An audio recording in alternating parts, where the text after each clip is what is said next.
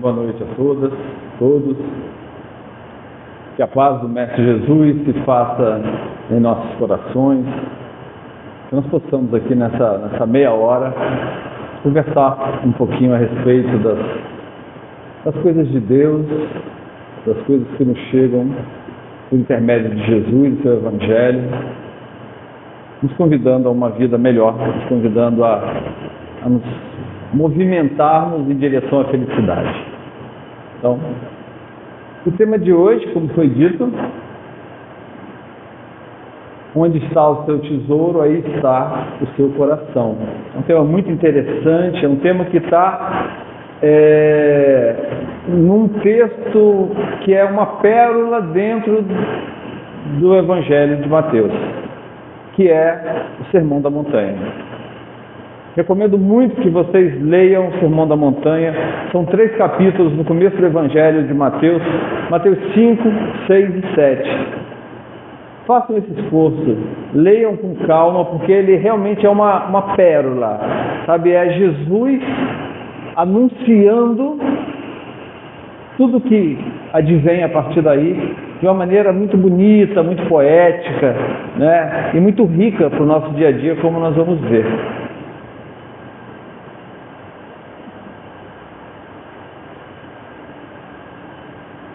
Na mitologia grega, tem uma figura muito interessante, pouco conhecida, que é a figura de Quiron. Não sei se alguém conhece. Quiron era um centauro. Centauro é aquele ser mitológico que é metade cavalo e metade ser humano, que simboliza, né, a nossa condição, daqueles que têm uma parte animal e uma parte anjo. Né? É o que nós somos, espíritos que são perfeitos em potencial, são perfeitos essencialmente, porque são obras de Deus, mas que estamos em processo de plenificação com as nossas próprias experiências. Né? Então essa figura de Quiron é muito interessante. Os centauros, em geral, eram muito violentos, eram muito brigões, eram muito complicados, mas Quiron não. Quiron era um sábio entre os centauros. E ele era o professor de muitos reis, de muitos príncipes, não é? De muitos deuses até. E nesse episódio ele é professor de Hércules, não é? E Hércules tem uma missão de combater um monstro muito, muito forte. E Quiron, na sua sabedoria, desenvolve então um veneno que conseguiria matar esse monstro, né?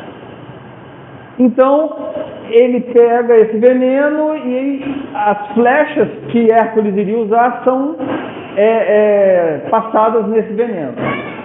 Quando eles vão para o local onde esse monstro estava, eles são atacados por um grupo de centauros. E na batalha, então, Hércules, por engano, acerta uma flecha no próprio Quiron. Só que Quiron era imortal.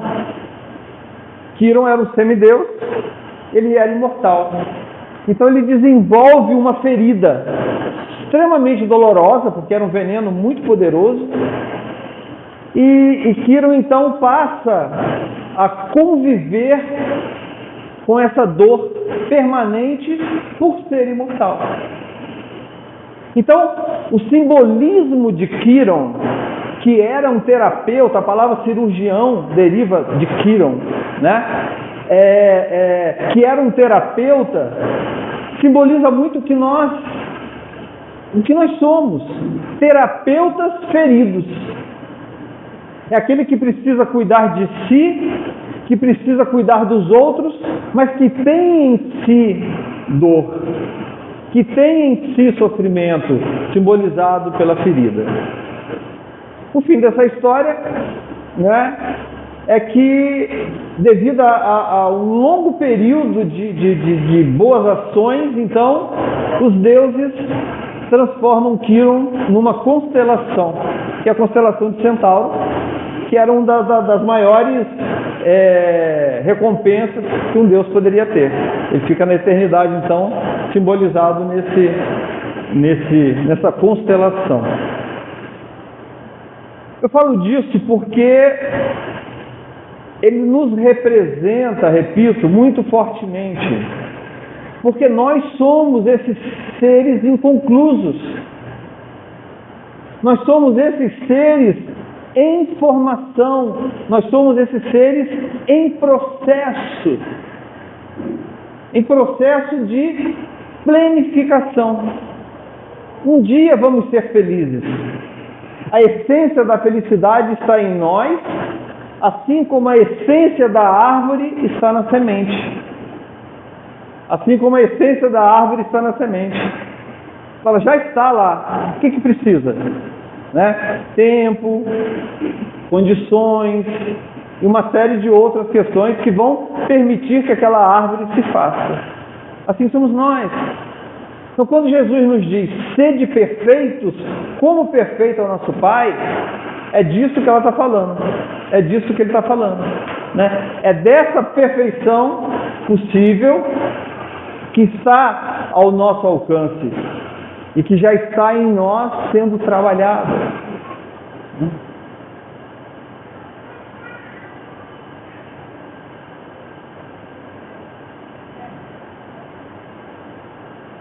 E aqui nós trazemos questões muito importantes que nós precisamos considerar.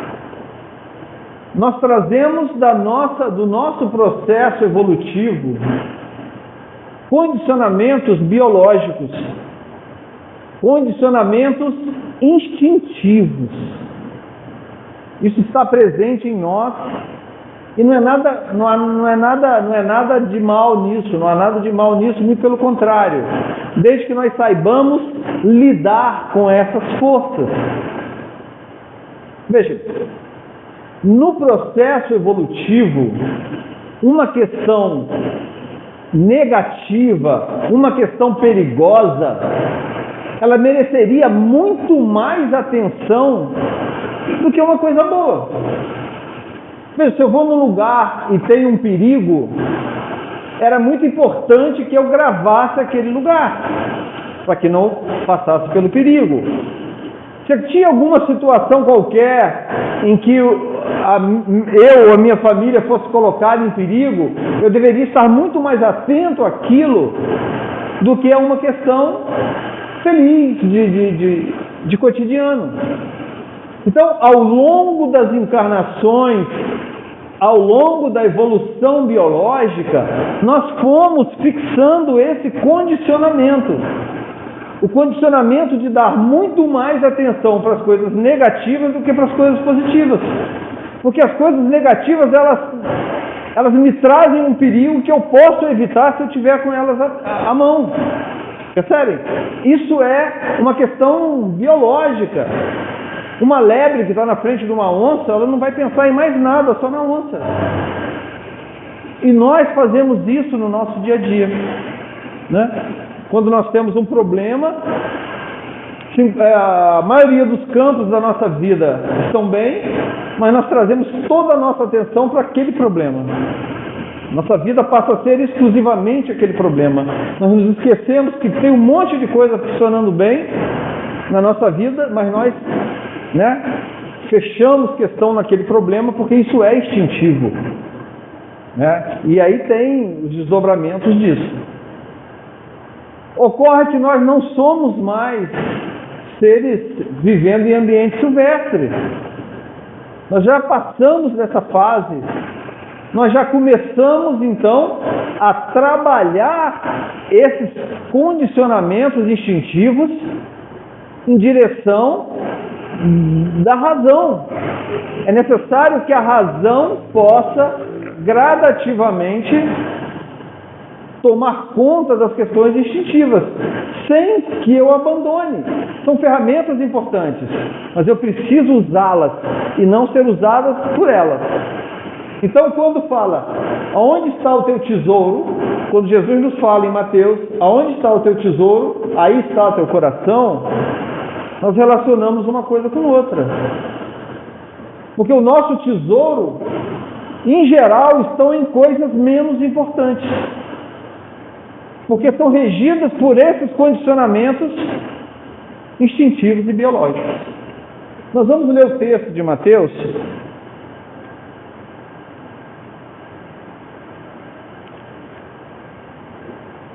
Aqui em Mateus 19, 20 e 21. Esse é o 21. Jesus está no monte, cercado de pessoas, e ele está trazendo uma série de questões, né? E ele diz assim: não ajuntais tesouros na terra, onde a traça e a ferrugem tudo consomem, e onde os ladrões minam e roubam. Mas ajuntai tesouro no céu, onde nem a traça nem a ferrugem consome, e onde os ladrões não minam nem roubam. Aí vem: porque onde estiver o vosso tesouro, ali estará também o vosso coração. Aí eu pergunto para vocês: aonde está o seu tesouro? O que é o seu tesouro de verdade? Aonde está o nosso tesouro? O que é o nosso tesouro verdadeiramente? O que nos faz sair da cama de manhã cedo? O que nos motiva? Isso é uma reflexão muito importante. Por que nós estamos reencarnados? Por que nós estamos aqui? Porque essa engenharia cósmica imensa, para me colocar no melhor lugar possível, cercado das melhores pessoas possíveis. Por que esse contexto todo foi construído? Nós temos uma tendência de buscar espaços de proteção. É natural, nós somos seres gregários. Nessa mesma lógica evolutiva, nós evoluímos em coletivo. Nós somos seres gregários, nós somos de bando. O ser humano é de bando, sempre foi. Isso era uma força, né? Foi descobertas arqueológicas muito interessantes, de seres muito primitivos, muito no início. Foram encontrados ossos desses seres colados, calcificados. O que isso significa? Que já desde muito cedo essas pessoas eram cuidadas umas pelas outras. Essa é uma das grandes forças que nós tivemos no reino animal. A capacidade de colaborar mutuamente. E com isso vem a capacidade de nos comunicar e, na sequência, a capacidade de pensar. Quanto mais pensávamos, melhor nos comunicávamos, né? E isso tudo permitia que nos cuidássemos melhor.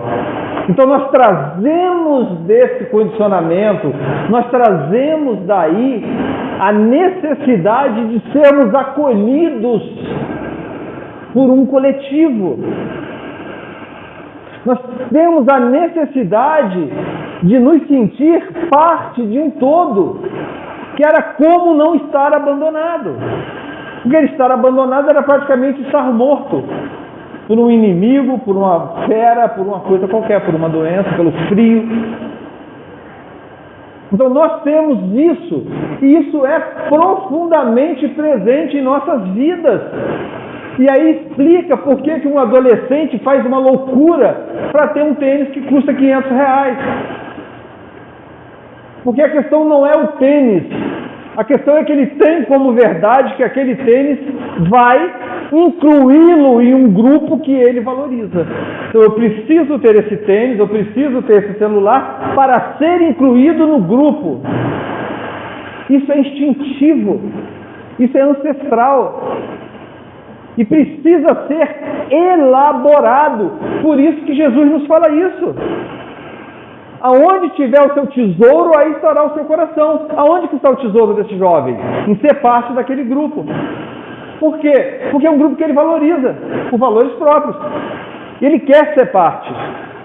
Então ele faz, às vezes, loucuras, às vezes literalmente loucuras, para ter dinheiro, e aí complica, para poder ter um bem que ele supõe que é um condicionante para estar naquele grupo. Não é. Não é. Em geral, não é. Mas, enfim. Percebe como é profunda essa questão? Percebe como está no âmago do nosso ser a questão de ser incluído num grupo? E se isso está em nós de maneira não elaborada, nós somos presas fáceis. Nós somos presas fáceis para profissionais inescrupulosos que querem nos vender coisas. Coisas. Desde um tênis até um corpo. Né? Desde um tênis até um corpo, com essa ou aquela característica. E as pessoas se sentem infelizes porque não têm a essência do pensamento midiático que nos chega é nos mostrar o quanto somos infelizes por não termos. Desde uma margarina a uma Ferrari.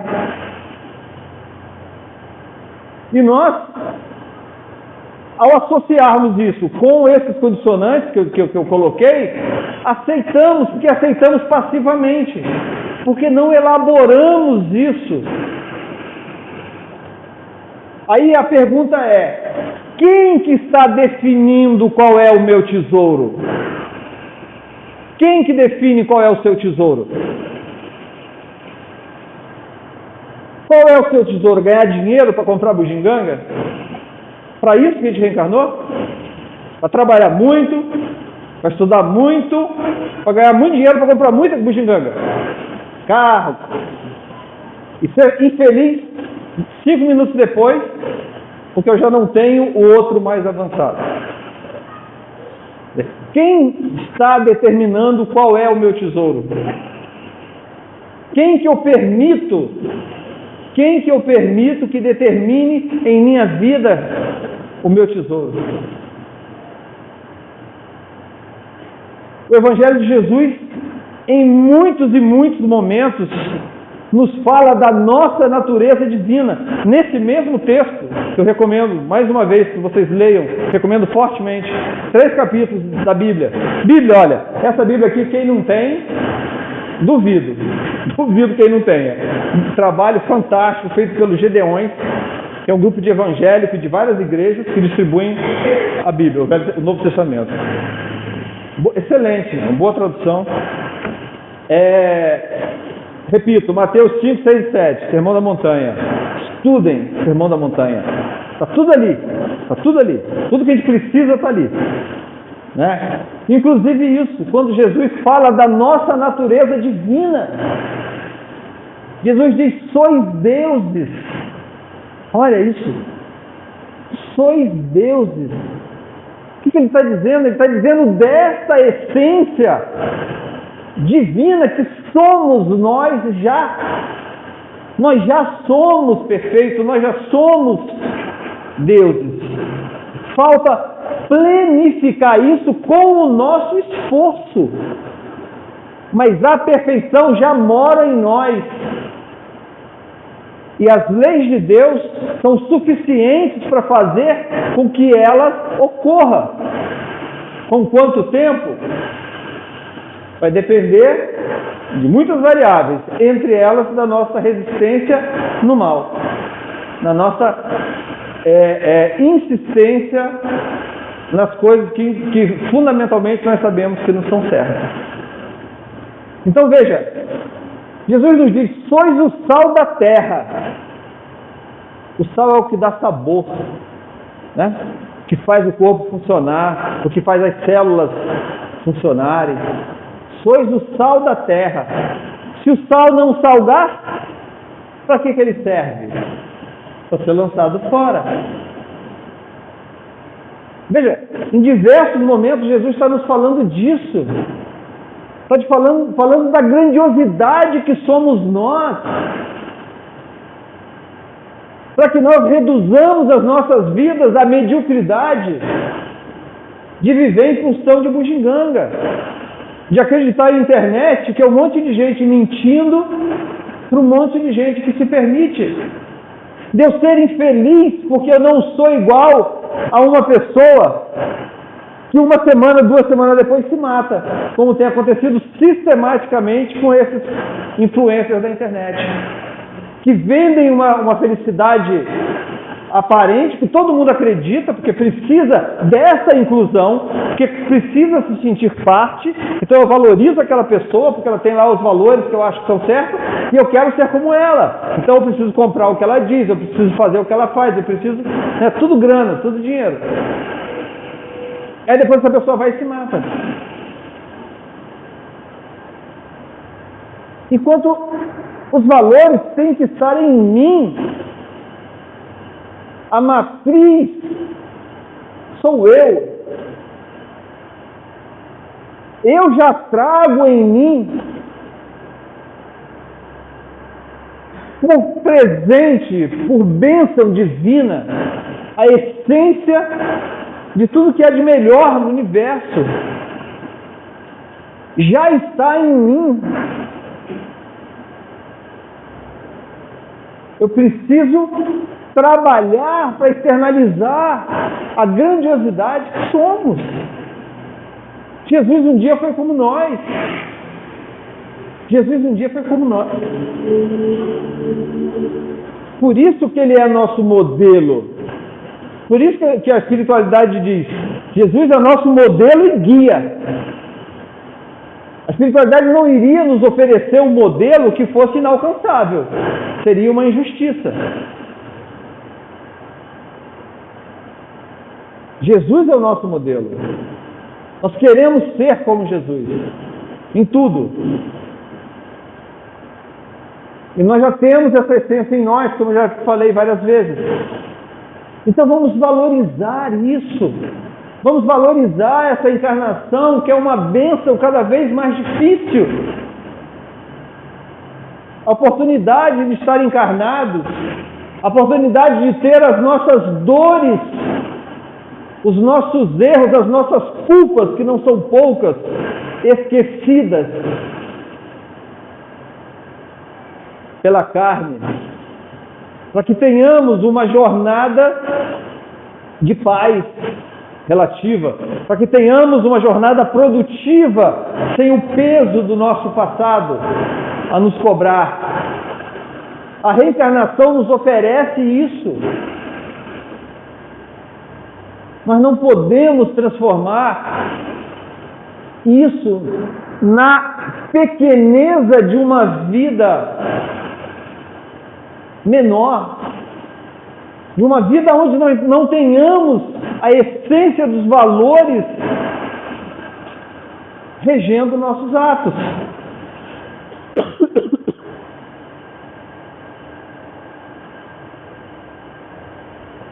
Emmanuel nos fala de que a era dos sofrimentos atrozes, terríveis, para a maioria de nós, já passou. Para a maioria, né? Nós ainda vemos situações terríveis, como a questão da Palestina, como a questão de tantos outros lugares onde a guerra faz vítimas inocentes de maneira terrível, né? Regiões que nós nunca sequer soubemos, regiões remotas da África que teve guerra durante séculos, regiões que nós nunca ouvimos falar, né? Mas a grande maioria de nós já tem a possibilidade de um desdobramento mais ameno, de uma sequência evolutiva mais branda,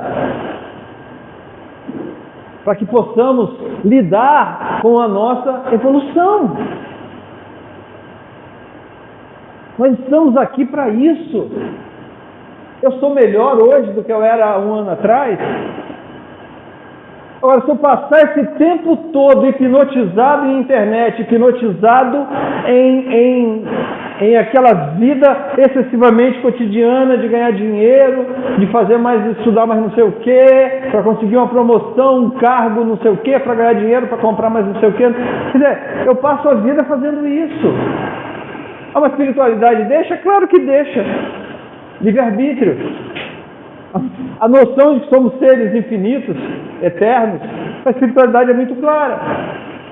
Se a gente gastar 3 ou 4 encarnações, 5, no que eu poderia fazer em uma, se eu retardar a minha felicidade em 3 ou 4 ou 5 reencarnações, a espiritualidade é tranquilo.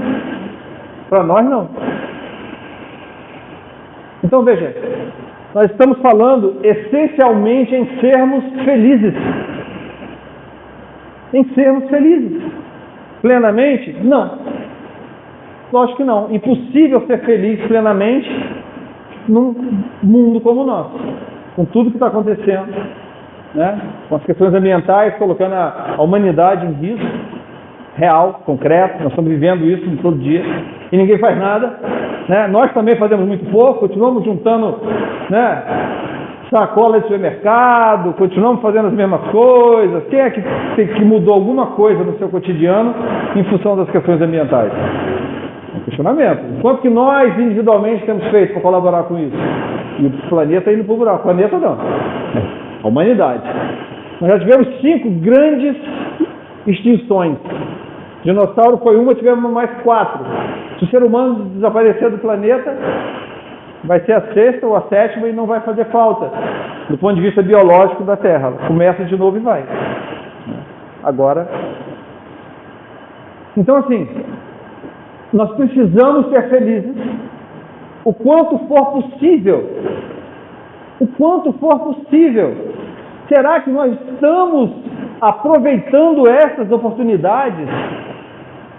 Ou nós estamos esperando ficar rico para um dia ir para a Europa e sei lá, ir para a Suíça andar na neve?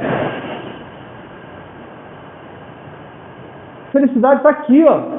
Felicidade está no meu cotidiano, de fazer meu cotidiano melhor, de trabalhar questões brandas, de abrandar o meu cotidiano, de trazer coisas que me fazem felizes, o que eu gosto de fazer para me divertir.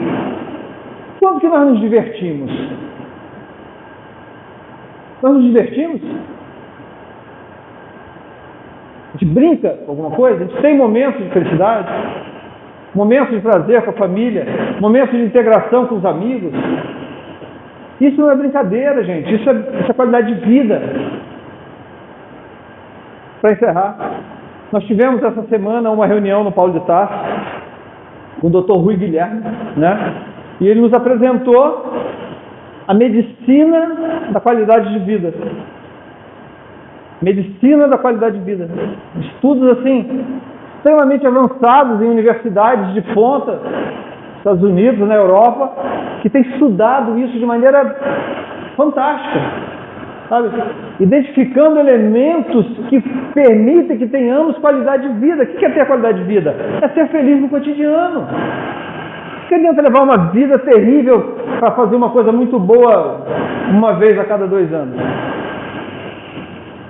Né? E ele vem nos falando de elementos que compõem esse cotidiano de felicidade, coisas que todo mundo já sabe. Só que agora eles conseguem fundamentar cientificamente. Sono, alimentação adequada, atividade física, meditação, amigos, relações sociais saudáveis. Como que eu posso ter relações sociais saudáveis se eu sou uma pessoa arrogante, se eu sou uma pessoa agressiva, se eu sou uma pessoa medrosa, se eu não me permito me relacionar com as pessoas por medo? Então vejam, são coisas que não é nada de absurdo. Repito, sono, nós precisamos dormir bem, nós temos que dormir bem, nós precisamos nos alimentar bem de acordo com o que nós entendamos que seja isso. Né? Muitas pessoas não podem se alimentar bem, diferente. Mas muitos podem se alimentam mal. Por quê? Porque tem uma postura infantil de ter prazer em tudo. Então a gente está complicando o corpo e continua insistindo nas coisas que sabe que é errado. É só dessa vez todo dia. Até a hora que tiver um infarto, até a hora que tiver um AVC. Não é? Então nós precisamos nos esforçar. Não é absurdo pedir para nos esforçar por nós. Nós nem chegamos ainda no trabalho pelos outros. Nós estamos pedindo para nos esforçar por nós mesmos. Sono, alimentação, atividade física. Não pode caminhar. Anda de cadeira de roda, não pode andar de cadeira de roda em volta do quarteirão. O que precisa para caminhar? Perna, basicamente. Quem é que não pode? Raras pessoas não podem. Meditação, sentar 5 minutos, pensar na vida, acalmar, tentar se concentrar, relaxar, rezar, mentalizar coisas boas. Sei lá, depois aprender alguma técnica de meditação. Mas ter esse momento de parar e melhorar as nossas relações. Nós precisamos melhorar as nossas relações. Não é impondo a minha vontade, não é achando que o mundo gira em torno do meu umbigo, não. É aceitando as pessoas, aceitando a nós mesmos, sabe? Quando nós começamos a nos relacionar conosco de maneira sensata, quando eu começo a me reconhecer uma pessoa falha, quando eu começo a me reconhecer uma pessoa egoísta, agressiva às vezes, todos nós somos profundamente imperfeitos. E quando nós começamos a aceitar isso, eu começo a ver isso no outro. E é normal, eu aceito. Olha, quando eu estou fazendo de conta que eu sou perfeito na internet, por exemplo, e eu quero que as pessoas sejam também, aí é complicado. Então, gente, Jesus veio trazer o seu evangelho. Aqui, ó. Tudo quanto é lugar tem. Evangelho segundo o Espiritismo, baixa na internet de graça. Sabe, está tudo à nossa disposição. Sabe, foi tempo. No tempo de Jesus as pessoas precisavam matar um cordeiro, tirar o couro, curtir, fazer um monte de coisa para tentar copiar o evangelho à mão, enquanto aquele mensageiro estava passando ali 1 noite, 2, para tentar ter alguma coisa do evangelho para estudar. Não, está tudo mastigado para nós. Então vamos aproveitar essa encarnação. Vamos aproveitar as bênçãos imensas que somos, que estamos cercados, e aceitar o convite de Jesus para amar. Jesus resume tudo em amor. Amar a Deus, amar ao próximo e amar a si. Em qualquer ordem, amar a si, amar o próximo, amar o outro, é a mesma coisa. É o exercício de amor maduro, de amor pensado, de amor elaborado em todas as dimensões.